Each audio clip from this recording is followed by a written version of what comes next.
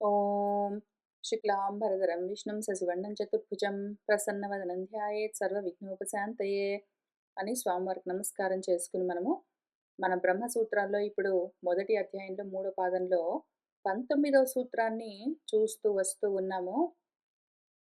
అంటేనండి సిద్ధాంతి గారు తర్వాత చెప్పే వేదవాక్యాలు ఉన్నాయి కదండి, వాటిని చూస్తే జీవుడేమో అన్న అనుమానం వస్తుందండి. కాబట్టి జీవుడే అనుకుందాం పట్టండి. ఆ దహరం అని చెప్పిన చోట అంటే, కాదు. ఎందుకు అంటే ఆవిర్భూత స్వరూపము. జీవుడంటే అవతరించిన వాడు. అవతరించిన వాడి గురించి గాదు ఇక్కడ చెప్తున్నది. అవతరిస్తే అవతరించాడు. వాడు ఉద్ధరణ కోసం ప్రయత్నం చేస్తున్న వాడెవడున్నాడో, వాడి స్వరూపాన్ని ఆవిష్కరించుకుంటూ ఉన్నాడో, ఉత్తరిస్తున్న వాడి గురించి ఇక్కడ చెప్తున్నారు. వాడు ఉత్తరిస్తే ఇంక వాడు పరబ్రహ్మమే. కాబట్టి ఇక్కడ చెప్తున్నది పరబ్రహ్మం గురించి అని చెప్తూ ఉన్నారు. ఇది చాలా ముఖ్యమైన విషయము. మనం ఇక్కడ విచారణ చేస్తూ ఉన్నది చాలా ముఖ్యమైన విషయము. దాన్ని మనకు తెలిసిన ఎగ్జాంపుల్స్‌తో కలిపి చూసుకుందాము. మనం ఎప్పుడైనా సరే అవతరించిన వాటి గురించి పరబ్రహ్మమని చెప్పుకోము. మనం ఎప్పుడైనా సరే ఉత్తరించింది పరబ్రహ్మం అని చెప్పుకుంటాము. మనము అవతారాలను పూజించము. మనము ఆ అవతారాలుగా దిగి వచ్చినా కూడా మళ్ళీ ఉత్తరిస్తూ ఉన్న తత్వాలకు నమస్కారం చేస్తాము. ఎట్లా అంటే రామాయణంలో రాముడికెందుకు నమస్కారం చేస్తాం మనము? ఎందుకు అంటే రాముడు అవతారము అంటే దిగొచ్చాడు. అటువంటి రాముడికి దిగొచ్చిన వాడికి మనం నమస్కారం ఎందుకు చేస్తాము? అటువంటి రాముడికి చేయట్లేదు నమస్కారము. ఏ రాముడైతే అవతరించినా కూడా ఉత్తరిస్తూ వెళ్ళాడో, తన ఆత్మోద్ధరణ కోసం ఆయన ఎంతగా పాటుపడ్డాడో, ఎంత సాధన చేశాడో చూస్తూ, ఆయన చివరికి ఎట్లా తనను తాను ఉద్ధరించుకున్నాడో చూసి ఆత్మస్థితిని తిరిగి చేరిన వాడెవరున్నాడో. ఆత్మారామత్వం నుంచి ఇంద్రియ రామత్వానికొచ్చి, వస్తే వచ్చాడు మళ్ళీ వెంటనే ఇంద్రియ రామత్వం నుంచి ఆత్మారామత్వానికి వెళ్ళిపోయాడు గదా! అయితే ఆత్మారామత్వం నుంచి అవతరించి కిందికొచ్చిన వాడిని మనం పూజించట్లేదు. కిందికి వచ్చిన వాడు మళ్ళీ పైకి వెళ్తూ ఉంటే అటువంటి వాడిని మనం పూజిస్తూ ఉన్నాము. కాబట్టి ఆవిర్భూత స్వరూపం ఎవరికున్నదో అటువంటి వాళ్ళను మనం పూజిస్తాము, నమస్కరిస్తాము. మనము వినాయకుడికి, గణపతికి ఎందుకు నమస్కారం చేస్తామో, ఎందుకు అంటే గణపతి అంటే గణములతో ఉన్నది ఈ దేహం అని అర్థము. దేహేంద్రియాల సంఘాతము. ఈ దేహేంద్రియాల సంఘాతము ఆ గణమేదున్నదో దానికి పతి అయి ఉన్నవాడు అంటే దిగి వచ్చాడు, అవతరించాడు. దిగి వచ్చాడు. దిగిపోయిన వాడికి, చ్యుతమైన వాడికి మనము పూజలు చేసి నమస్కారాలు చేయట్లేదక్కడ. అచ్యుతమైన వాడు ఎప్పుడైతే మళ్ళీ ప్రయత్నపూర్వకంగా అచ్యుతుడవుతూ ఉన్నాడో, అవతరించిన వాడు ఎప్పుడైతే ఉత్తరిస్తున్నాడో, ఆ ఉత్తరిస్తున్న స్వరూపానికి మనం నమస్కారం చేస్తున్నాము. మనం ఎప్పుడైనా సరే నమస్కారాలు ఉత్తరిస్తున్న స్వరూపానికి చేస్తాము, అవతరిస్తున్న వాటికి కాదు. అవతారాలకు నమస్కారం చెయ్యం మనము. అవతరించినది ఎప్పుడు ఉత్తరిస్తున్నదో కృష్ణుడైనా సరే, ఆ పరమాత్మ తత్వము ఇక్కడ వాసుదేవంగా, చిత్తంగా, అంతఃకరణంగా అది అవతరించింది. అంటే కిందికి దిగింది. ఆ కిందికి దిగిన వాసుదేవానికి గాదు నమస్కారము. అక్కడి నుంచి మళ్ళీ ఒక ముల్లుతో ఇంకొక ముల్లుని తీసేసి 2 ముళ్ళు వదిలిపెట్టినట్టు ఆ దేహాన్ని చాలించి, ఉత్తరించి వెళ్ళిపోయిన స్వరూపమేమున్నదో ఉన్నంత సేపు గురుస్వరూపంగా ఉండి, చివరికి ఆత్మస్థితికి చేరుకున్న ఏ తత్వమున్నదో ఉత్తరించిన దానికి నమస్కారము. అవతరించిన దానికి కాదు. కాబట్టి ఆవిర్భూత స్వరూపం గురించి ఇక్కడ మనం మాట్లాడుకుంటూ ఉన్నది. అవతరించిన జీవరూపం గురించి కాదు. ఈ విషయము అత్యవసరము. మనం దేనికి నమస్కారం చేస్తున్నాము ఏమి అని చూసుకోవాలి. అట్లానే మనం రాముడికి పూజ చేసినా, కృష్ణుడికి పూజ చేసినా, గణపతికి పూజ చేసినా చివరికి ఆత్మ నమస్కార ప్రదక్షిణాలు ఎందుకు చేయిస్తారు అంటే, ఇక్కడ రాముడు, కృష్ణుడు, గణపతి అని చూపించిన అవతారాలేవున్నాయో అవి అవతరించి అక్కడికే కూర్చోలేదు. అవి మళ్ళీ ఉత్తరించాయి చూసుకో, నీకు చూపించాయి. రాముడు చేసి చూపించాడు. కృష్ణుడు చెప్పి నేర్పించాడు. గణపతి ఉండి చూపిస్తున్నాడు. అటువంటి మూర్తులను పెట్టుకుని అవతరించినా పర్వాలేదు జీవభావంలోకి, దేహేంద్రియాల్లోకి. అక్కడి నుంచి మళ్ళీ ఉత్తరించడం ఎట్లా అని చూపిస్తున్నారు. చూసి నువ్వు ఆ స్థితికి చేరావంటే ఆ మూర్తే నీ మూర్తి. నువ్వు కూడా అంతే. నువ్వు కూడా అవతరించావు. నీది కూడా అవతారమే. ఈ అవతారము అవతరించి వచ్చి కూర్చున్నావు గదా! ఈ మూర్తిలో నువ్వు.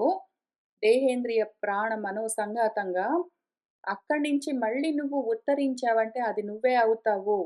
ఆత్మస్థితికి చేరుతావు అని మనం గూడా అవతరించిన జీవరూపం కాకుండా అక్కడి నుంచి అంత మాత్రమే అక్కడికే అయి ఆగిపోకుండా అక్కడి నుంచి ఆవిర్భూత స్వరూప స్థితికి చేరడం కోసమే మనం ఇంత సుదీర్ఘంగా బ్రహ్మసూత్రాల్ని అధ్యయనం చేస్తూ ఉన్నాము. ఇదే పద్ధతిలో ఇక్కడ తర్వాత వచ్చే వాక్యాలు జీవుడని చెప్తున్నాయి గదా! సూచనంతా అటున్నది గదా! అంటే కాదు. జీవుడు అవతరించిన స్వరూపము. మనము ఆ జీవుడిగా ఉన్న లక్షణం ఇప్పుడు ఉత్తరిస్తూ ఉంటే దాని గురించి చెప్పుకుంటున్నాం కాబట్టి పరమాత్మే. ఉన్నవి 2 గాదు. ఉన్నది ఒకటే. అయితే అది ఎక్కడి నుంచి ఎక్కడికొస్తున్నది అని చూసుకుంటూ ఉన్నాము అని చెప్తూ ఉన్నారు. ఎక్కడి నుంచి ఎక్కడికి రావడానికి కూడా లేదు పైగా. వచ్చినట్టుగా అనిపించడం ఎందుకు అంటే మాయ. దాన్ని దాటడము. మాయ అంటే ఉపాధి. ఆ దేహేంద్రియ సంఘాతం అని ఏది చెప్పుకున్నామో ఆ ఉపాధి మాయ.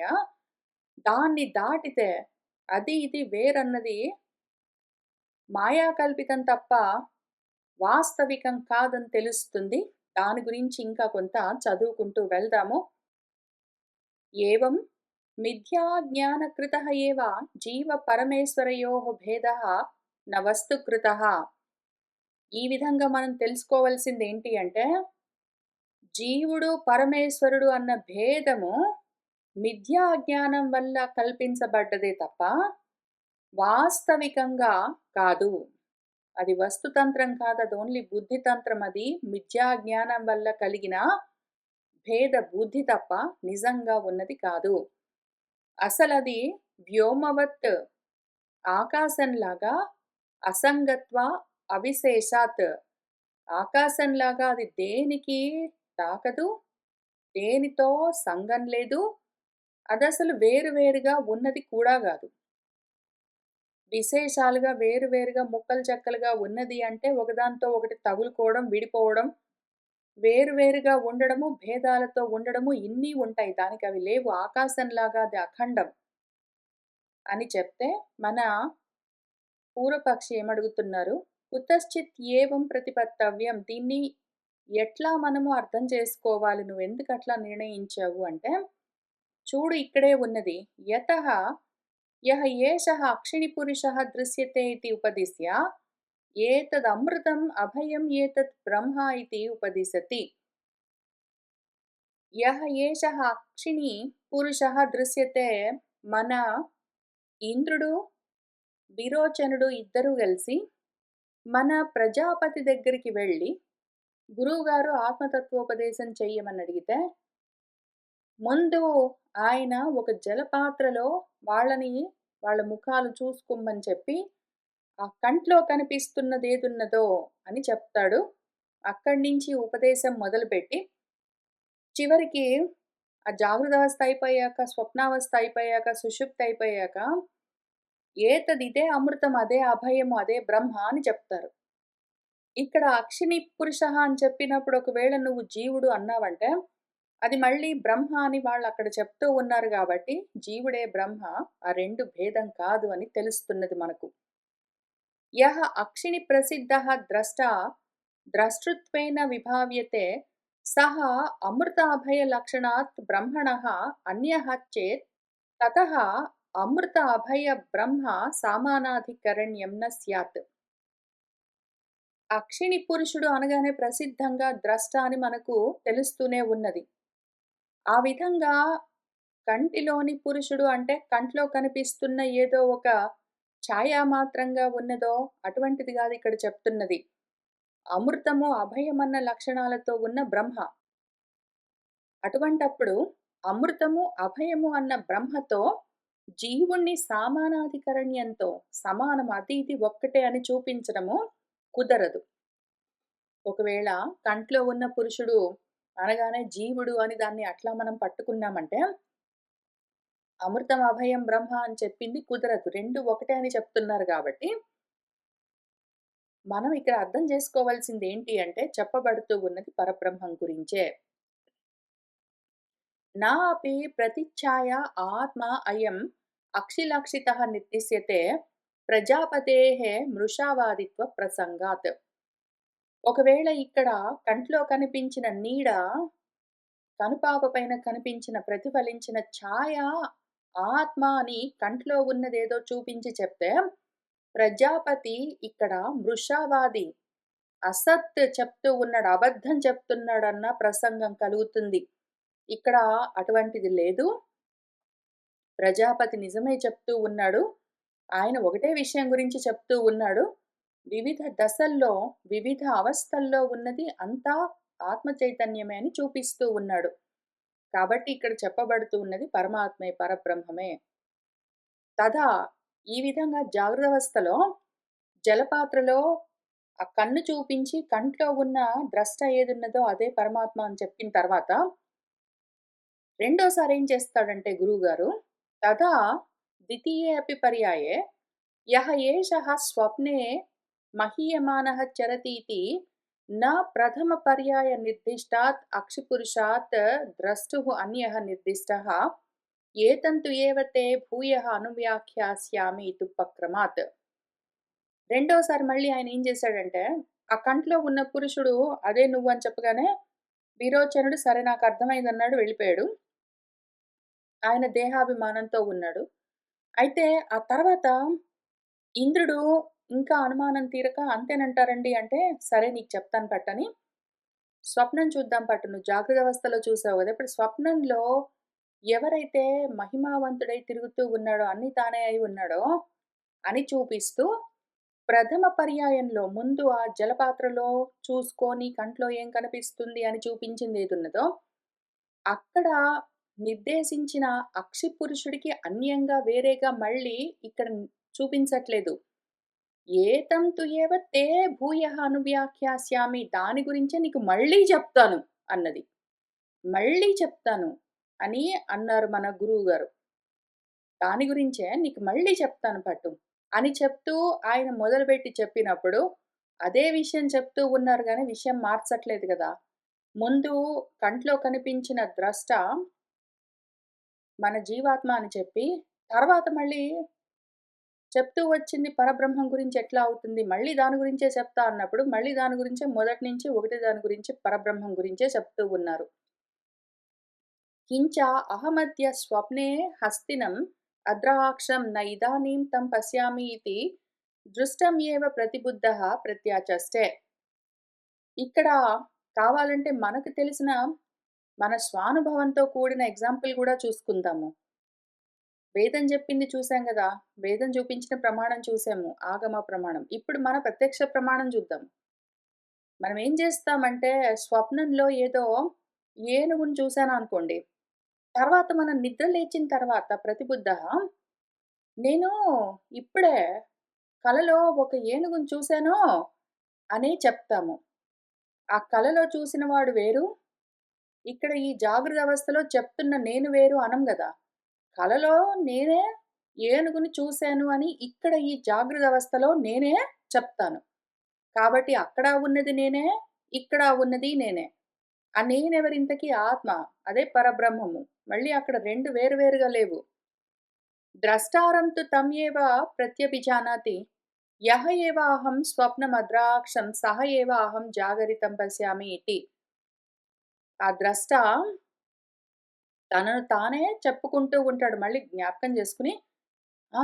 కలలో నేను ఒక ఏనుగుని చూసాను అని అక్కడ కలలో చూసింది నేనే, ఇక్కడ ఈ జాగ్రత్తావస్థలో ఉన్నది నేనే అనే చెప్తాడు వాడు గాని, అక్కడ ఎవరో ఉన్నాడు అదేంటో ఏనుగుని చూసాడు అని ఇక్కడ నేను చెప్తున్నాను అనడు. నేనే చూసాననే చెప్తాడు వాడు. అయితే జాగృతావస్థ, స్వప్నావస్థ అయిపోయిన తర్వాత మళ్ళా మూడో అవస్థ ఉన్నది. మన సుషుప్తి అవస్థ. అందులో కూడా ఉన్నది మళ్ళీ నేనే. దాని గురించి మన గురువుగారు ప్రజాపతి ఇంద్రుడికి చెప్తూ తథా తృతీయేపి పర్యాయే నహి ఖలు అయం ఏవం సంప్రతి ఆత్మానం జానాతి అయం అహమస్మి ఇతి నౌ ఏవ ఇమాని భూతాని ఇతి సుషుప్తౌ అవస్థాయాం విశేష విజ్ఞాన అభావం ఏవ దర్శయతి న విజ్ఞాతారం ప్రతిషేధతి. మూడో పర్యాయం మళ్ళీ మూడోసారి మనవాడు గురువుగారు నువ్వు వెళ్ళి నిద్రపోయావనుకో సుషుప్తి అవస్థలో ఏం తెలుసుకుంటావో అక్కడ ఉన్నది కూడా నువ్వే అంటే పాపం ఈయన వెళ్ళాడు. అయం ఏవం సంప్రతి ఆత్మానం నేనే చాలా సంతోషంగా నిద్రపోయాను అని చెప్తాడు. కానీ అక్కడ ఏవి ప్రాణులు, జీవులు, రూపాలు ఏమి కనిపించవు. జాగృత అవస్థలో కనిపించినట్టు, స్వప్నావస్థలో కనిపించినట్టు, సుషుప్తి అవస్థలో ఏమి కనిపించవు. కానీ అప్పుడు కూడా నేనున్నాను అంటాడు వాడు. నిద్రపోతున్నప్పుడు కూడా సంప్రతి ఇప్పుడు నేను అంటాడు వాడు. నా గురించి నాకు తెలుసు. నేను నిద్రపోయి వచ్చాను అంటాడు వాడు. నేను నిద్రపోయి వచ్చాను అని చెప్తాడు. కాబట్టి అక్కడ కూడా ఉన్నది వాడే. ఈ విధంగా మనకు దీనివల్ల తెలుస్తున్నదేమి అంటే, సుషుప్తి అవస్థలో గూడా విశేష విజ్ఞానం అభావమైపోయినా కూడా వేరువేరుగా ఏవో ఏనుగులు, చెట్లు, నేను, ఏవో మిగిలినవన్నీ లోకాలన్నీ కనిపించడము, విశేష జ్ఞానమంతా లేకపోయినా గూడా, అక్కడ విజ్ఞాత నేను అని తెలుసుకుంటున్నవాడు మాత్రం ఉంటాడు. అది లేకుండా పోలేదు. యత్తు తత్ర వినాశం ఏవ అపీతః భవతీతి తదపి విశేష విజ్ఞాన వినాశ అభిప్రాయం ఏవ నా విజ్ఞాతృ వినాశ అభిప్రాయం. అక్కడ మొత్తం అంతా నశించిపోయి ఉంటుంది. అంతా లయమైపోయి ఉంటుంది అంటే, అక్కడ లయమయ్యింది, నశించింది విశేష విజ్ఞానం అని అభిప్రాయం అంతవరకే. విజ్ఞాత తెలుసుకునే నేను నశించానని గాదు. నేను తెలుసుకోవడానికి అక్కడ ఏమీ లేవు, అన్నీ లయమయ్యాయి అని అర్థం గానీ, అక్కడ ఏమీ లేవంటే నేను గూడా లేకుండా పోలేదు. నేనున్నాననే చెప్తాను. మేలుకున్నాక ఏం చేస్తాను? గాఢ నిద్రలో నుంచి మేలుకున్నాక నేను లేను పోయానని చెప్పను గదా! నేను నిద్రపోయానని చెప్తానక్కడ. నేను ఉన్నాను. ఆ నిద్రలో ఏమీ తెలియకుండా పోయాయి, ఏమీ లేవు అని చెప్తాను. ఏమీ లేవు అంటే నేను గూడా లేకుండా పోవడం గాదు. నేనుంటానెప్పుడు. ఆ నేను పరమాత్మ. అది పరబ్రహ్మము. నహి విజ్ఞాతుః విజ్ఞాతేః విపరిలోపః విద్యతే అవినాశిత్వాత్. ఆ తెలుసుకునేవాడి తెలుసుకోవడం అన్న జ్ఞానం ఎక్కడికి పోదు. దానికి లోపమేమీ లేదు. ఎందుకు అంటే అది అవినాశి అని మనకు బృహదారణ్యకం గూడా చెప్పింది. మళ్ళీ అక్కడికే అయిపోలేదు. జాగ్రత్త, స్వప్న, సుషుప్తి అవస్థలయిపోతే ఇంక అక్కడికయిపోయిందనుకునేము. కాదు. తథా చతుర్థేऽపి పర్యాయే ఏతంతు ఏవ తే భూయః అనువ్యాఖ్యాస్యామి నవు ఏవ అన్యత్ర ఏతత్ ఇతి ఉపక్రమ్య మఘవన్ మర్త్యం వై ఇదం శరీరం ఇత్యాదినా ప్రపంచేన శరీరాత్ ఉపాధి సంబంధ ప్రత్యాఖ్యానేన సంప్రసాద శబ్దోదితం జీవం స్వేన రూపేణ అభినిష్పద్యతే ఇతి బ్రహ్మస్వరూప ఆపన్నం దర్శయత్ న పరస్మాత్ బ్రహ్మణః అమృత అభయ స్వరూపాత్ అన్యం జీవం దర్శయతి. నాలుగో పర్యాయము మళ్ళీ గురువుగారు ఏతంతు ఏవతే భూయః నీకు ఇదే విషయం మళ్ళీ అనుసరించి మళ్ళీ ఫాలో అప్ చేస్తూ వ్యాఖ్యానం చేస్తాను పట్టు. ఇదే ఉన్నది. అన్యత్ర నా ఇంక వేరేది ఇంకేదో ఉందనుకునేవు కాదు. ఉన్నది ఇదొక్కటే దీన్నే మళ్ళీ చెప్తాను పట్టు నీకు అని ఉపక్రమించి గురువుగారు మఘవన్ ఓ ఇంద్ర ఇదం శరీరం వై ఇదేదున్నదో ఈ శరీరము ఇది మర్త్యం. ఇది నశించిపోయేది. ఇత్యాదిన ప్రపంచేన అని ఆయన వివరిస్తూ శరీరాత్ ఉపాధి సంబంధ ప్రత్యాఖ్యానేన శరీరము మొదలైన ఉపాధి సంబంధాన్ని నిరాకరిస్తూ ఆత్మకు దేహంతో ఉన్న సంబంధాన్ని నిరాకరిస్తూ సంప్రసాద శబ్దంతో జీవుణ్ణి చెప్తూ స్వేన రూపేణ అభినిష్పద్యతే. అక్కడ సుషుప్తి అవస్థలో జీవుడు తన స్వరూపంలోనే తాను తనను పొంది ఉంటాడు. ఇతి అని బ్రహ్మస్వరూప ఆపన్నం బ్రహ్మస్వరూపాన్ని పొందిన ఆ జీవభావం ఇప్పుడు ఏమి అది అవతరించింది గాదు. ఉత్తరించిన జీవము. దాన్ని దర్శయన్ చూపిస్తూ నా పరస్మాత్ బ్రహ్మణః అమృత అభయ స్వరూపాత్ అన్యం. పరబ్రహ్మమేదున్నదో అమృతము, అభయము అన్న స్వరూపము, దానికి అన్యంగా జీవుణ్ణి న దర్శయతి వేరుగా చూపించట్లేదు. అదే ఇది అని చూపిస్తున్నది మనకు మన వేద మంత్రము. అయితే కొంతమందికి ఈ కన్‌ఫ్యూజన్ ఉంటుంది యాక్చువల్‌గా. జీవుడే బ్రహ్మమైపోయాడు అంటే జీవుడు వేరుగా ఉంటాడు. వాడే మళ్ళీ బ్రహ్మంలో కలిసిపోయాడంటారు. కాదు. జీవుడే బ్రహ్మ. వాడి స్వస్వరూపంలో ఉంటాడు.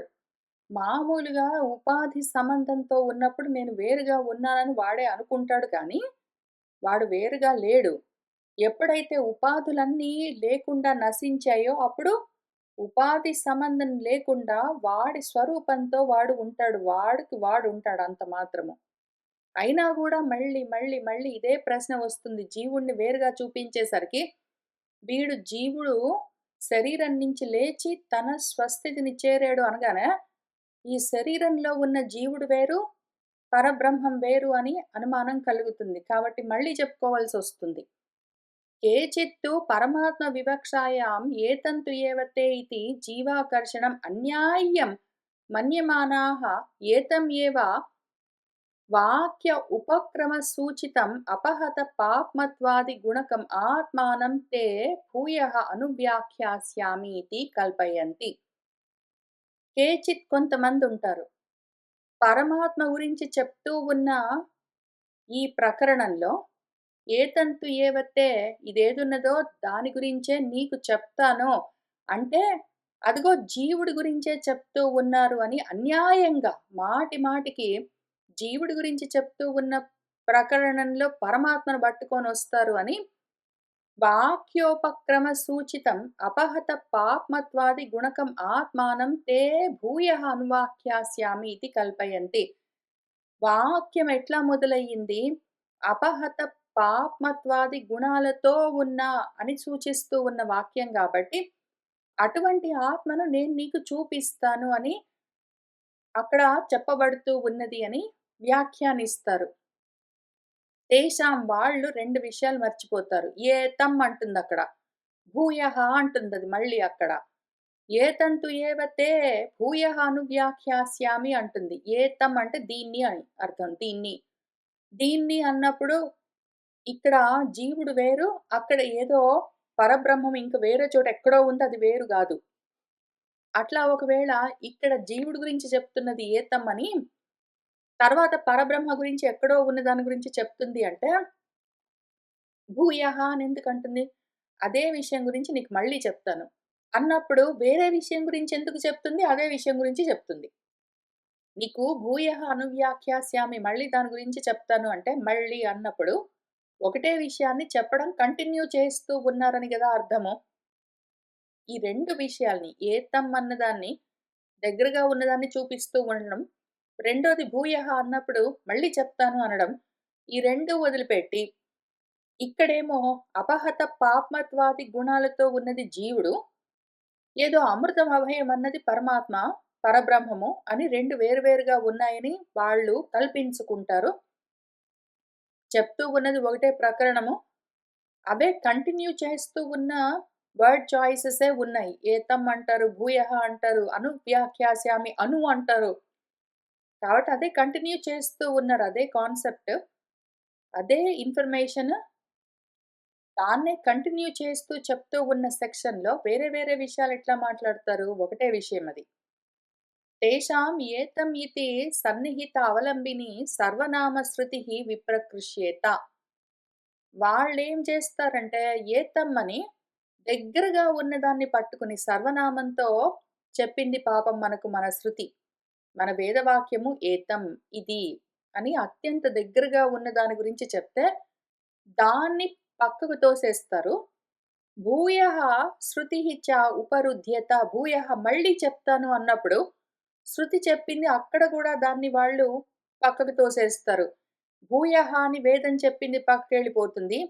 ఏతం అని చెప్పింది గూడా పక్కకెళ్ళిపోతుంది.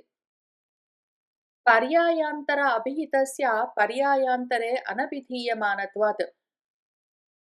పర్యాయాలుగా మళ్ళీ, మళ్ళీ, మళ్ళీ, మళ్ళీ అదే విషయం చెప్తూ ఉన్నప్పుడు, ఒక పర్యాయంలో ఒకటి చెప్పి నెక్స్ట్ పర్యాయంలో మళ్ళీ అదే జెప్తున్నప్పుడు వేరే విషయం గురించి ఎట్లా జెప్తారు? అది కుదరదు. ఏతంతు ఏవ తే ఇతి చ ప్రతిజ్ఞాయ ప్రాక్ చతుర్థాత్ పర్యాయాత్ అన్యం అన్యం వ్యాచక్షాణస్య ప్రజాపతేః ప్రతారకత్వం ప్రసజ్యేత. ఏతంతు ఏవ తై, దీన్ని నీకు మళ్ళీ చెప్తాను. ఇదే విషయం గురించి, దీని గురించే నీకు మళ్ళీ చెప్తాను అని మాటి మాటికి పర్యాయాలు పర్యాయాలుగా ఆయన చెప్తూ ఉంటే, ఆ విధంగా చెప్తూ ఉన్నవాడు 4 పర్యాయాల్లో చెప్తూ ఉన్నది దీని గురించి నీకు మళ్ళీ చెప్తాను. ఇదిగో ఇదే విషయం. దీని గురించి నేను నీకు మళ్ళీ చెప్తాను అని ఆయన చెప్తూ, ముందేమో మొదటి పర్యాయంలో జీవుడి గురించి చెప్పి, తర్వాత మళ్ళీ పరమాత్మ గురించి అమృతం, అభయం అని ఎట్లా చెప్తాడు?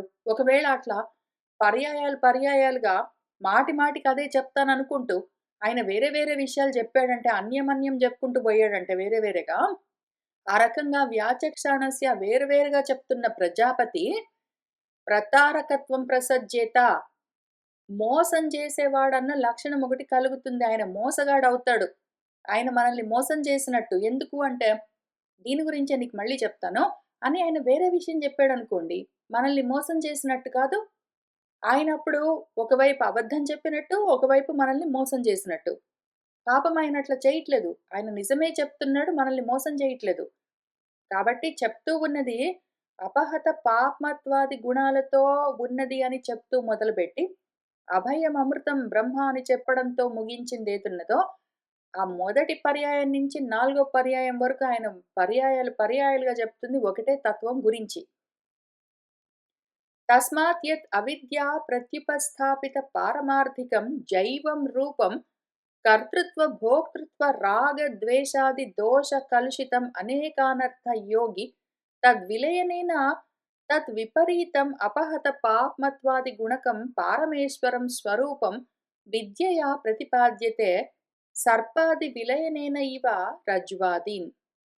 తస్మాత్ కాబట్టి, యత్ ఏదైతే అవిద్య వల్ల ప్రత్యుపస్థాపితం వచ్చి మన మీద పడ్డదో, ఆ పారమార్థికమైన జైవం రూపం, జీవరూపమే పారమార్థికమని మనకు ఆ ఉన్నది, ఆ జీవము పరమార్థం చెప్పబడుతూ ఉన్నది అదే అని మనకు ఏ అవిద్య వల్ల కలుగుతూ ఉన్నదో, అటువంటి కర్తృత్వ భోక్తృత్వ రాగ ద్వేషాది దోష కలుషితం, కర్తృత్వం భోక్తృత్వం రాగాలు ద్వేషాలు మొదలైన దోషాలతో కలుషితమైపోయి అనేకమైన ప్రయోజనాలతో కూడి ఉన్నది ఏదున్నదో, అవిద్య వల్ల కలిగిన జీవభావము కర్తృత్వ భోక్తృత్వ రాగద్వేషాలతో కలుషితమై అనేకమైన ప్రయోజనాలతో, ఒక్క పరమార్థం కాదు చాలా రకాల పరమార్థాలతో కూడి ఉన్నదేదున్నదో, ఇదంతా ఈ అవిద్య వల్ల కలిగిందే. ఇది ఎప్పుడైతే విద్య చేత మొత్తమే లయమైపోయిందంటే, దానికి విపరీతంగా ఉన్న అపహత పాప్మత్వాది గుణకం, అపహత పాప్మత్వాది గుణాలతో ఉన్న పరమేశ్వర స్వరూపము విద్య చేత ఒకవేళ కలిగితే, అవిద్య వల్ల కలిగిన ఈ దానికి విపరీతంగా విరుద్ధంగా ఉన్నదంతా అందులో లయమైపోతే, ఇంకా అప్పుడు ఉన్నదంతా ఒక్కటే అని స్వరూపం తెలుస్తుంది. ఎట్లా అంటే, ఏదో ఒక రజ్జును చూసి, ఒక తాడును చూసి అంతవరకు పామనుకున్నా గూడా, ఎప్పుడైతే అది తాడు అన్న జ్ఞానం కలుగుతుందో, ఇది పాము కాదు అన్న జ్ఞానం కలుగుతుందో, అప్పుడు ఆ పామేమైపోయింది? ఏమీ గాలేదు. ఆ పాము వేరుగా లేదు. పాము తాడుకు వేరుగా లేదు. తాడునే పాముగా ఊహించుకుంటూ ఉండడానికి కారణమేమి? అటువంటిది అవిద్య వల్ల కల్పించబడ్డది. ఎప్పుడైతే ఆ అవిద్య విద్య వల్ల తొలగిపోయిందో, అది తాడే అని తెలుస్తుంది. పామేమైపోయిందంటే అదసలు మొదటి నుంచి లేదు. అదేం అవ్వడానికి అవసరం గూడా లేదు. ఆ విధంగా ఉంటుంది అని మనకు చెప్తూ వస్తూ ఉన్నారు. అపరేతు వాదినః పారమార్థికం ఏవ జైవం రూపం ఇతి మన్యంతే అస్మదీయాః చ కేచిత్. ఎంత చెప్పినా సరే అపరేతు ఇంకా వాదించే వాళ్ళుంటారు. ఈ జీవరూపమే నిజంగా ఉన్నది ఉన్నది అని వాదించే వాళ్ళుంటారు. అంతెందుకు వేరే వాళ్ళెవరో గూడా గాదు. అస్మదీయాః చ అద్వైతంలో ఉన్నవాళ్ళు కూడా మళ్ళీ దీన్ని ఆ జీవరూపం ఏదో ఉన్నది. ఈ జీవమే పోయి ఆ బ్రహ్మంలో కలుస్తుంది. ఇది వేరుగా ఉన్నది. తర్వాతెళ్లి అందులో కలుస్తుంది అని చెప్పేవాళ్ళు ఉంటారు. అసలు అటువంటి వాళ్ళకి కూడా మనం జవాబు చెప్పుకోవాల్సొస్తుంది. ఎందుకు అంటే అట్లా ఎందుకు చెప్తున్నారసలు ఫస్ట్ ఆఫ్ ఆల్? వేరేగా ఒకటి ఉన్నది అని అసలు ఎందుకు చెప్తున్నారు? ఎందుకు అధ్యారోపణ చేసి తర్వాత అపవాదం చేస్తున్నారు? ఎందుకు అనువాదం చేసి తర్వాత అపనయం చేస్తూ ఉన్నారు? ఎందుకు అధ్యారోపణ చేసి తర్వాత దాన్ని తొలగించవలసి వస్తుంది? ఎందుకు అనువాదం చేసి మళ్ళీ దాన్ని తొలగించవలసి వస్తుంది? అంటే, అదిగో ఆ రకంగా ఆలోచించే వాళ్ళకి "నువ్విట్లా అనుకుంటున్నావు గదా!" అని చెప్పి, కానీ అది కాదు అని చెప్పవలసొస్తుంది అందుకని. అధ్యారోపణ చేసి అపవాదం ఎందుకు చెయ్యాలి? అనువాదం చేసి అపనయం ఎందుకు చెయ్యాలి అంటే, "నువ్విట్లా అనుకుంటున్నావు గదా!" అని చూపించి, కానీ కాదు అని చెప్పడం కోసం. వాళ్ళుంటారంటే వాళ్ళెందుకు మనవాళ్ళు గూడా ఉంటారు. ఈ ఆలోచన తొందరగా వదలడం కష్టం. కాబట్టి మళ్ళీ చెప్పుకోవాల్సొస్తుంది. తేషాం సర్వేషాం ఆత్మైకత్వ సమ్యక్ దర్శన ప్రతిపక్షభూతానాం ప్రతిషేధాయ ఇదం శారీరకం ఆరబ్ధం. ఏకః ఏవ పరమేశ్వరః కూటస్థ నిత్యః విజ్ఞానధాతుః అవిద్యయా మాయయా మాయావివత్ అనేకధా విభావ్యతే న అన్యః విజ్ఞానధాతుః అస్తి ఇతి. తేషాం సర్వేషాం వాళ్ళందరికీ మనవాళ్ళుంటారు, వాళ్ళుంటారు. మనవాళ్ళు లేదు, వాళ్ళు లేదు. ఎవరైనా సరే అందరికీ ఎవరికైనా సరే ఇటువంటి అనుమానం వచ్చిందంటే వాళ్ళందరికీ ఉన్న ఈ అనుమానాన్ని మరి మనం తొలగించవలసి ఉంటుంది. ఆత్మ ఏకము. జీవాత్మ, పరమాత్మ ఇంకేంటో వేరే వేరే ఆత్మలని భూతాత్మ, దేహాత్మ, ఇంద్రియాత్మ అని ఇన్ని రకాల ఆత్మలు లేవు. ఆత్మైకత్వం ఒక్కటే ఉన్నది. అదే ఒక్కటే సమ్యక్ దర్శనము. అయితే దీనికి ప్రతిపక్షులుంటారు. దీనికి ప్రతిపక్షులుంటారు. అటువంటి వాళ్ళను ప్రతిషేధించడం కోసమే స్పెసిఫిక్‌గా శారీరక మీమాంస అని పిలుస్తారు. ఈ బ్రహ్మసూత్రాలకే ఉన్న ఇంకొక పేరేమి అంటే శారీరక మీమాంస. మీమాంసా శాస్త్రంలో గూడా ఈ శారీరక మీమాంసను లేదా బ్రహ్మ మీమాంసను లేదా శారీరక శాస్త్రం. ఈ శారీరక మీమాంసని బ్రహ్మసూత్రాలను అసలు స్టార్ట్ జేసిందే వీళ్ళ కోసం. ఎవరెవరికైతే జీవం మళ్ళా వేరేగా ఉంటుంది, అది పోయి పరబ్రహ్మలో కలుస్తుంది అన్న ఆలోచన ఎవరికున్నదో, వాళ్ళలో ఉన్న ఇటువంటి ప్రతిపక్ష భావాలతో ఉన్న వాళ్ళలో ఉన్న ఇటువంటి విరుద్ధమైన ఆలోచనను తొలగించడం కోసమే, ప్రతిషేధించడం కోసమే శారీరక మీమాంస ప్రారంభించబడ్డది. ఆ పరమేశ్వరుడు ఏకః ఏవ కూటస్థ నిత్యుడు, విజ్ఞాన ధాతు అయితే కాని అవిద్య అన్న మాయతో మాయావిలాగా అనేక విధాలుగా కనిపిస్తూ ఉంటుంది. అన్యంగా వేరే ఇంకొక విజ్ఞాన ధాతు లేదు. ఎందుకు అంటే చాలామంది జీవుణ్ణి విజ్ఞానాత్మ అని పిలుస్తారు. జీవాత్మను విజ్ఞానాత్మ అని పిలుస్తారు. అది మళ్ళీ వేరేగా సెపరేట్‌గా ఒకటి ఉంది అని చెప్తారు. లేదు. విజ్ఞానాత్మ వేరేగా ఇంకొకటి లేదు. ఆ ఉన్న ఒకే ఆత్మ. అదే కూటస్థ నిత్యము. అది నిత్యము. కానీ మాయతో మాయావిలాగా అనేకంగా ప్రకాశిస్తూ ఉంటుంది. వేరేగా లేదు అని చెప్పడమే ఈ బ్రహ్మసూత్రాల యొక్క శారీరక సూత్రాల యొక్క ప్రధాన ఉద్దేశము. ఈ 555 సూత్రాల్లో మనం అదే పనిగా విచారణ చేసేది ఇటువంటి వాదన ఏదున్నదో మన మనసులో కలిగే వాదన దీన్ని మొదలంట పెళ్లగించి పూర్తిగా సమూలంగా నాశనం చేయాలి మనలో. మనలో ఏదైతే నేను వేరు, పరాత్మ వేరు అన్న బుద్ధి ఏదున్నదో, నేను వేరు, ఆ ఈశ్వరుడు వేరు, నేను వేరు, పరబ్రహ్మం వేరు అన్న ఏ భేద బుద్ధి మనలో బాగా నాటుకుని ఉన్నదో, దాన్ని కంప్లీట్‌గా కూకటి వేళ్ళతో ప్రతిషేధం చేయడం కోసమే ఈ శారీరక మీమాంస సూత్రాలు పెట్టుకొని కూర్చున్నాము. శారీరక సూత్రాలు ఎందుకు మనం డిస్కస్ చేస్తాం బ్రహ్మసూత్రాలంటే, మనలో ఇది బాగా పాతుకుని పోయి ఉన్న ఆలోచన. దాన్ని కంప్లీట్‌గా నాశనం చేయడం కోసమే మనం ఇక్కడ కూర్చున్నాం అందుకనే. యత్తు ఇదం పరమేశ్వర వాక్యే జీవమాశంఖ్య ప్రతిషేధతి సూత్రకారః న అసంభవాత్. పరమేశ్వరుడి గురించి చెప్పే వాక్యాల్లో జీవభావం ఉన్నది గదా అని ఎవరైనా ప్రశ్నిస్తారేమో అని దాన్ని ప్రతిషేధించడం కోసమే ఈ బ్రహ్మసూత్రాల్ని మనకిచ్చిన సూత్రకారులు నా కాదు, అసంభవాత్ కుదరదు అని ఆయన చాలా గట్టిగానే ఇదే మూడో పాదంలో 18వ సూత్రము. ఇప్పుడు మనము 19వ సూత్రం చదువుతున్నాము. దీనికన్నా ముందున్న సూత్రంలో కుదరదు, అదసలు అసంభవము. 2గా ఉండేందుకు అవకాశం కూడా లేదు. ఆయన చెప్తూ వచ్చారు. దాన్ని మనం భాష్యంతో సహా కలుపుకొని చదువుకుంటూ అర్థం చేసుకుంటూ వచ్చాము. తత్ర అయం అభిప్రాయః నిత్యశుద్ధ బుద్ధ ముక్త స్వభావే కూటస్థ నిత్యే ఏకస్మిన్ అసంగే పరమాత్మని తద్విపరీతం జైవం రూపం వ్యోమ్నీవ తలమలాది పరికల్పితం. ఇక్కడ మన అభిప్రాయం ఏమి అంటే, నిత్యశుద్ధ బుద్ధ ముక్త స్వభావమై ఉన్న, కూటస్థ నిత్యమై ఉన్న, ఏకమై ఉన్న ఆ పరమాత్మ ఏదున్నదో అది అసంగం, దేనికి తగులుకోకుండా ఉన్నదేదున్నదో దానికి విపరీతంగా ఏదో వేరేగా ఇంకొక జీవరూపం ఉన్నది అంటే, ఆ ఉన్నది అన్న భావన ఎట్లా కలిగింది? ఆకాశము సమతలంగా ఉన్నది.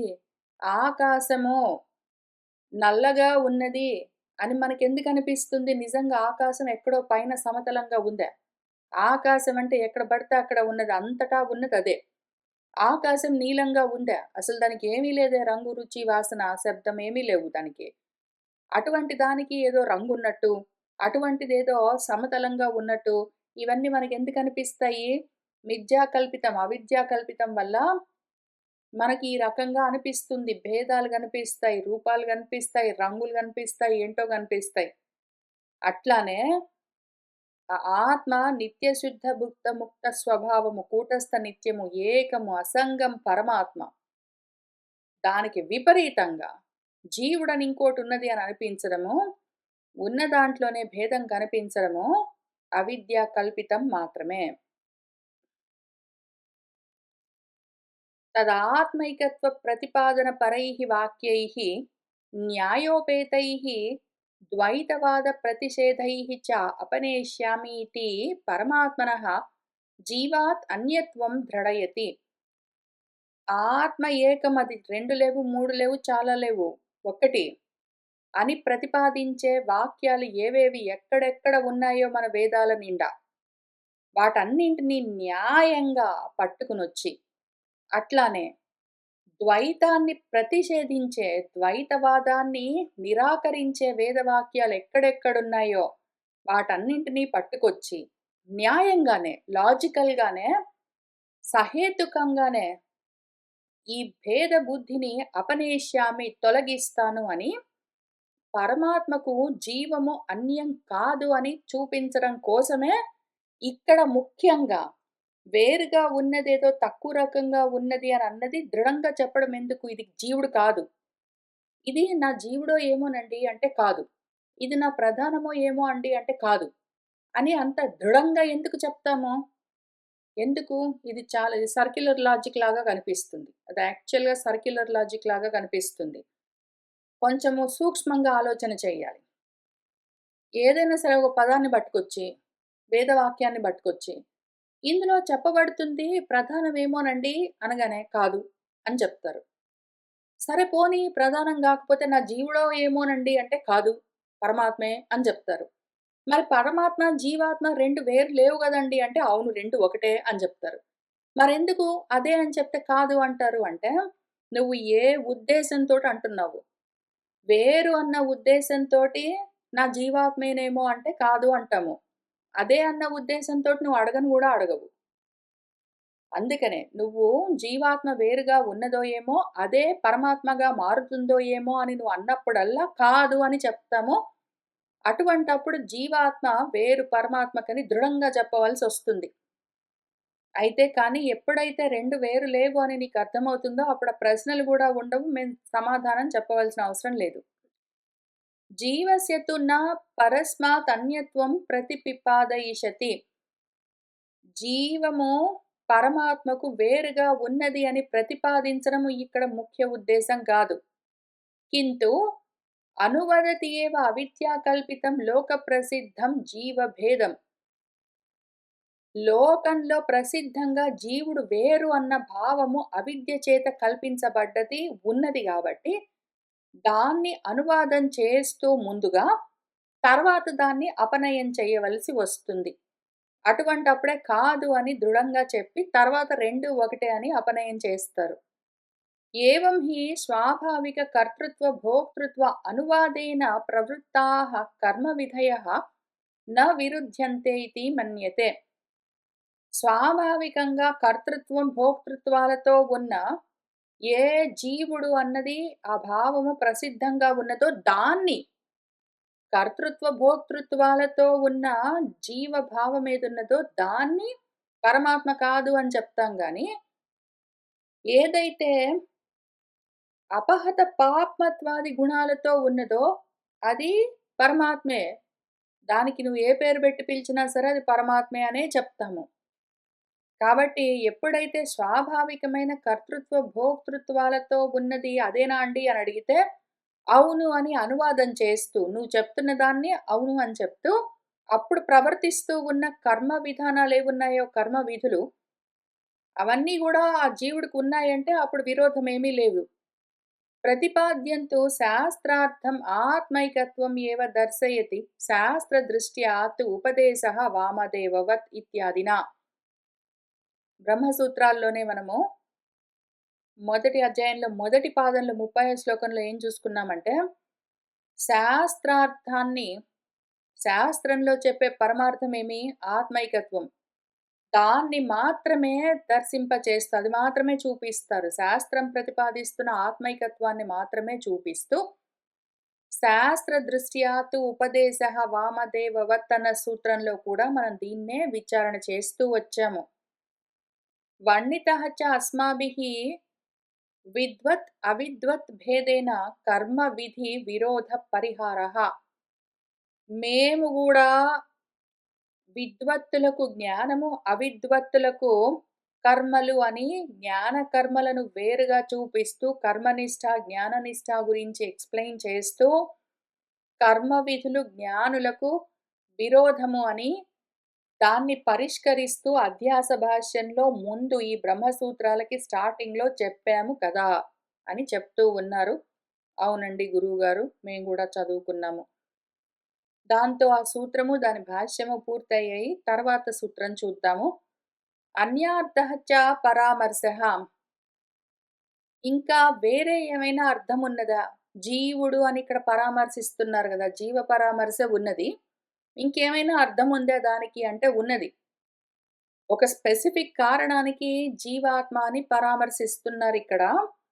దానికి కారణమేమో ఎందుకట్లా దాన్నట్లా వేరు జేసి చూపించి, అనువాదం చేసి దాన్ని తర్వాత అపనయం చేస్తున్నారో అని మనం చూసుకుందాము అని ఈ సూత్రానికి స్థూలంగా అర్థము, దాని భాష్యం చూద్దాము.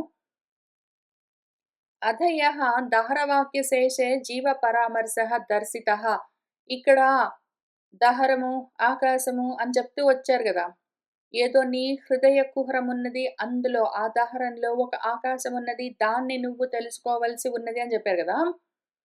అక్కడ జీవుడి గురించి పరామర్శిస్తూ ఉన్నారు. ఇప్పుడు ఈ దహరం అంటే నిజంగా పరబ్రహ్మమేనా అన్న అనుమానం ఇంకా పోలేదు. దాన్ని ఇంకా కొంచెం చూద్దాము. అథ యః ఏషః సంప్రసాదః ఇత్యాది సహ దహరే పరమేశ్వరే వ్యాఖ్యాయమానే న జీవోపాసన ఉపదేశः న ప్రకృత విశేష ఉపదేశः ఇతి అనర్థక్యం ప్రాప్నోతి ఇతి. ఇక్కడ సంప్రసాదః స్థితిలో ఉన్నది, దాన్ని పోయి అదే తెలుసుకున్నది అని శరీరంలో నుంచి లేచి వెళ్ళి వాడిని చేరుకుంటాడు, ఇంకక్కడే ఉంటాడు అని చెప్తూ ఉన్న చోట, ఆ దహరం ఏదున్నదో పరమేశ్వరుడని చూపిస్తూ ఉన్నారు గదా! వ్యాఖ్యానిస్తూ. అక్కడ జీవోపాసన ఉపదేశం చేయట్లేదు.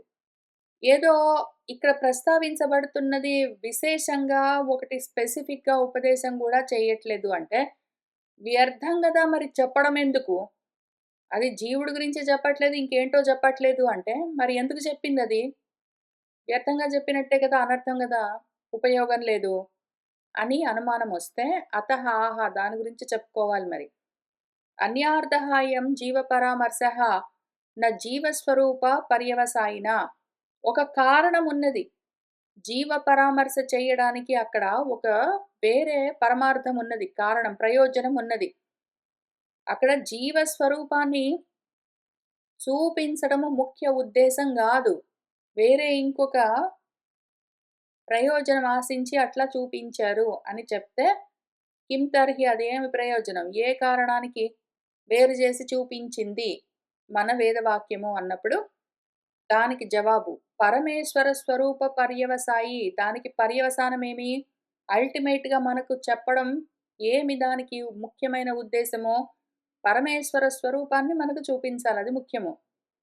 అది కథ ఎట్లా చూపిస్తుంది? ఏమి కథ అంటే, సంప్రసాద శబ్దోదితః జీవః జాగరిత వ్యవహారే దేహేంద్రియ పంజరాత్ అధ్యక్షः భూత్వా తత్ వాసనా నిర్మితాంశ్చ స్వప్నాత్ నాడీచరः అనుభూయ శ్రాంతః శరణం ప్రేప్సుః ఉభయరూపాదపి శరీరాభిమానాత్ సముద్ధాయ సుషుప్తౌ అవస్థాయాం పరం జ్యోతిః ఆకాశశబ్దితం పరం బ్రహ్మ ఉపసంపద్య విశేష విజ్ఞానత్వం చ పరిత్యజ్య స్వేన రూపేణ అభినిష్పద్యతే. సంప్రసాద శబ్దం వేసింది గదా అక్కడ. సంప్రసాదః అన్నది. అదేమన్నది? అథ యః ఏషః సంప్రసాదః అన్నది. అంటే అక్కడ ఆ జీవుడు జాగ్రత్త అవస్థలో ఏవో వ్యవహారాల్లో ఉంటాడు. దేహేంద్రియాలన్న పంజరంలో ఇరుక్కుని, ఆ దేహేంద్రియాల అస్థిపంజరం ఏదున్నదో, ఆ పంజరంలో ఉండి దానికి అధ్యక్షత వహిస్తూ భూత్వా తర్వాత మళ్ళీ తద్వాసన నిర్మితాంశ్చ వాసనల చేత నిర్మించబడ్డ, కర్మ వాసనల చేత నిర్మించబడ్డ ఆ శరీరమన్న పంజరంలో ఇరుక్కున్న పక్షి, ఆ జీవుడు తర్వాత మళ్ళీ అవే వాసనల్ని పట్టుకుని స్వప్నలోకాల్లో అక్కడ నాడీచరుడుగా తిరుగుతూ, అక్కడ కూడా మళ్ళీ ఇవే అనుభవాల్ని పొందుతూ జాగృతావస్థలో అంతే, స్వప్నావస్థలో అంతే. ఆ ఉపాధుల్లో బందీ అయి వాడు పంజరంలో పక్షిలాగా శ్రాంతుడై, పరిశ్రాంతుడై అలిసిపోయి, శరణం ప్రేప్సుః వాడు ఆశ్రయం కావాలి అని కోరుకుని, ఉభయ రూపాతపి శరీరాభిమానాత్ ఈ ఉభయ రూపాల్లో ఉన్న జాగృత్ రూపంలో ఉన్న శరీరము ఉపాధి, స్వప్న రూపంలో ఉన్న శరీరము ఉపాధి రెండిట్లో నుంచి ఆ దేహాభిమానంలో నుంచి వాడు సముద్ధాయ పూర్తిగా పైకి లేచి ఆ ఉపాధుల పైన అభిమానం పోగొట్టుకుని ఉపాధుల గురించిన ఆలోచన వదిలిపెట్టి సుషుప్తి అవస్థలో వాడు పరంజ్యోతిని ఆత్మస్థితిని ఆకాశమన్న శబ్దంతో చెప్పబడ్డదేదున్నదో పరం బ్రహ్మ అటువంటి దాన్ని వాడు ఉపసంపద్య పూర్తిగా పొంది దాని దగ్గరికి వెళ్ళి విశేష విజ్ఞానత్వం చ పరిత్యజ్య విశేషంగా వేరువేరుగా ఏవేవో తెలుసుకోవడం. ఈ లోకాలు, ఆ లోకాలు, ఆ లోకాల్లో ఈ రూపాలు, ఈ నామాలు, ఈ కర్మలు, ఈ గుణాలు అని ఏవేవో వేర్వేరుగా విశేషంగా తెలుస్తూ ఉన్న జ్ఞానాలన్నింటినీ కూడా పూర్తిగా వదిలిపెట్టి, స్వేన రూపేణ అభినిష్పద్యతే వాడు వాడి సొంత రూపంలో వాడిని వాడు పొందుతాడు.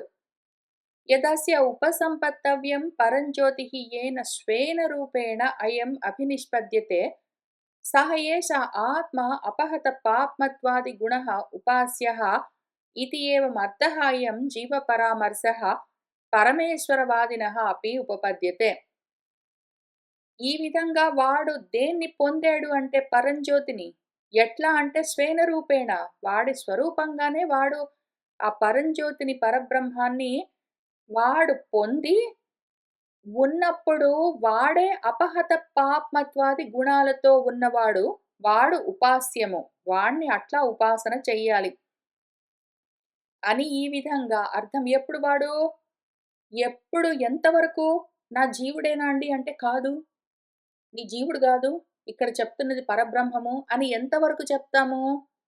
ఎంతవరకైతే వాడు ఈ దేహమన్న పంజరంలో ఇరుక్కుని ఉన్నాడో, ఎంతవరకైతే వాడు జాగృతావస్థలో ఈ జగత్తనుకుంటూ, ఎంతవరకైతే వాడు స్వప్నావస్థలో ఆ స్వప్నలోకాలనుకుంటూ, జాగృతవస్థలో విశ్వుడిగా, స్వప్నావస్థలో వాడు తైజసుడిగా, అక్కడ ఇక్కడ దేహాలు పెట్టుకుని దేహాలన్న పంజరాల్లో ఇరుక్కుని వాడు పక్షిలాగా ఉన్నాడో, వాసనలతో, కర్మ వాసనలతో బందీ అయి ఉన్నాడో, అటువంటి వాడు కర్తృత్వ, భోక్తృత్వ, రాగ, ద్వేషాది గుణాలతో ఉన్నాడో, అటువంటి స్థితిలో ఉన్నంత వరకు ఆ జీవుణ్ణి పరమాత్మ కాదు, కాదు, కాదు, కాదు అని చెప్తారు. అయితే ఎప్పుడైతే వాడు సుషుప్తి అవస్థలో, ఇటు జాగృత అవస్థలోని దేహాదులను, వాటితో అభిమానాలను, స్వప్నావస్థలోని ఉపాధులను, వాటితో అభిమానాలను, వేరువేరుగా ఉన్న విశేష జ్ఞానాలను పూర్తిగా సమ్యక్‌గా త్యజించి వదిలిపెట్టి, తన స్వరూపంలో రాగద్వేషాలు లేవు, కర్తృత్వ, భోక్తృత్వాలు లేవు, ఏమీ లేకుండా అపహత పాప్మత్వాది గుణాలతో ఇంక ఎటువంటి పాపము లేదు. రాగద్వేషాలు లేవు, కర్తృత్వ, భోక్తృత్వాలు లేవు, విశేష విజ్ఞానాలు లేవు, ఏ రకమైన ఉపాధులు లేవు.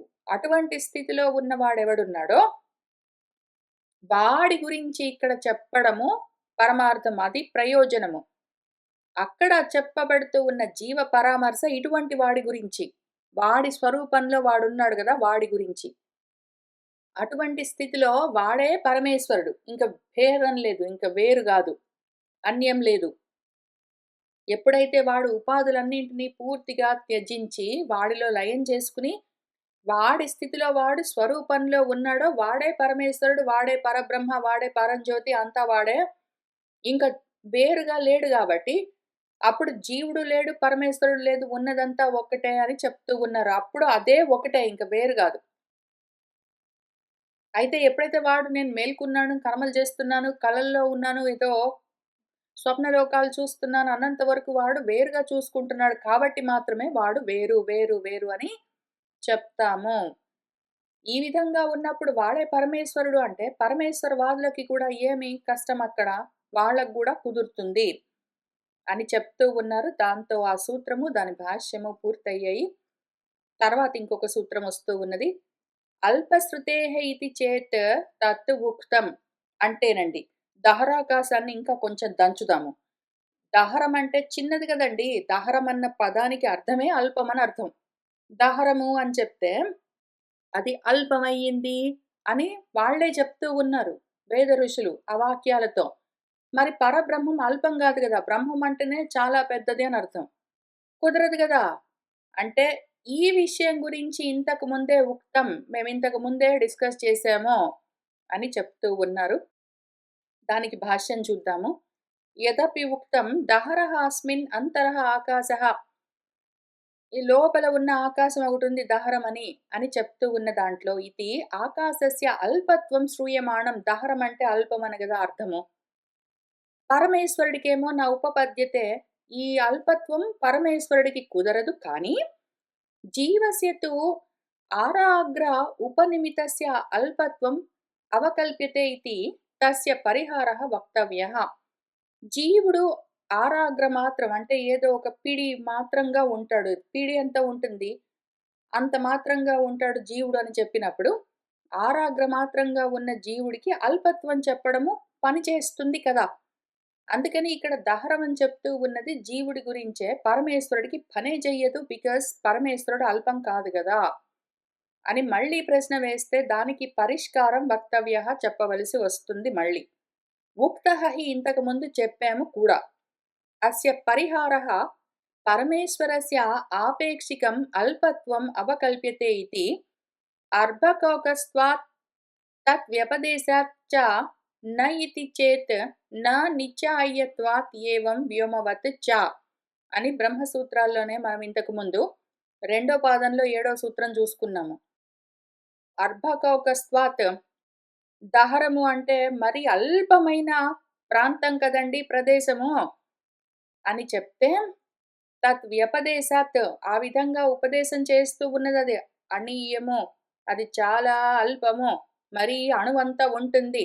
అని చెప్పారు గదా! కాబట్టి ఇక్కడ చెప్తున్నది జీవుడే అంటే, కాదు. నిత్యాయ్యత్వాత్. ఇక్కడ ఈ మాత్రంగా ఉన్నట్టుగా నువ్వు ముందు భావన చేసి అక్కడి నుంచి వెతకడం మొదలుబెట్టు అని చెప్తూ, వ్యోమవత్ అది యాక్చువల్‌గా ఆకాశంలాగా అంతటా వ్యాపించి ఉన్నది. నీ హృదయంలో కూడా ఉన్నది అని దాన్నక్కడ ఉపాసించు అని చెప్పడం కోసమే అని ఈ సూత్రం ఇచ్చారు. దానికి భాష్యం గూడా మనం చదువుతూ వచ్చాము. అది ఇంతకు ముందు ఆల్రెడీ డిస్కస్ చేసాము. మళ్ళీ చెప్తూ ఉన్నాము.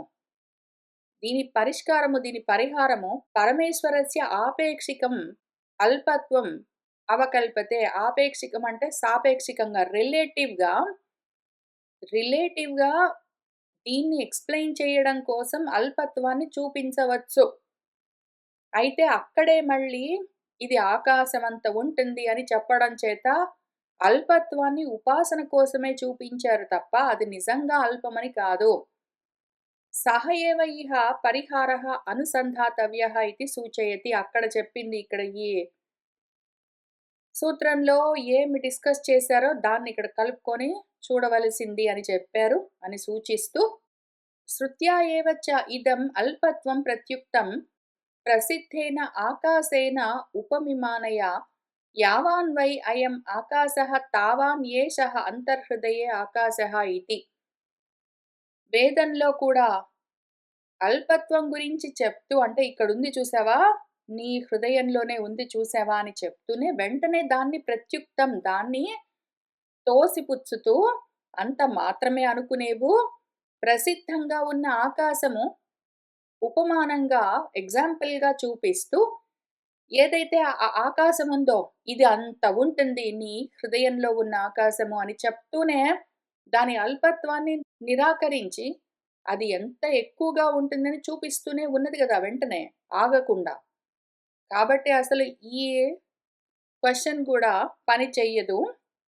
ఈ విధంగా నువ్వు అది వేరేదయిండొచ్చు, చిన్నదయిండొచ్చు, ఇంకొకటయిండొచ్చు అని చెప్పడము కుదరదు అని చెప్తూ ఉన్నారు. దాంతో ఆ సూత్రము, దాని భాష్యం గూడా పూర్తయ్యాయి. దీంతో ఆ అధికరణము, దహరాధికరణం పూర్తి చేసుకున్నాము. వచ్చే వారం మళ్ళీ తర్వాత అధికరణంతో చదువుకుంటూ ముందుకు వెళ్దాము. ఇవాల్టికి ఇక్కడికి ఆపుతున్నాను. సర్వం శ్రీకృష్ణ పరబ్రహ్మ పాదారవిందార్పణమస్తు.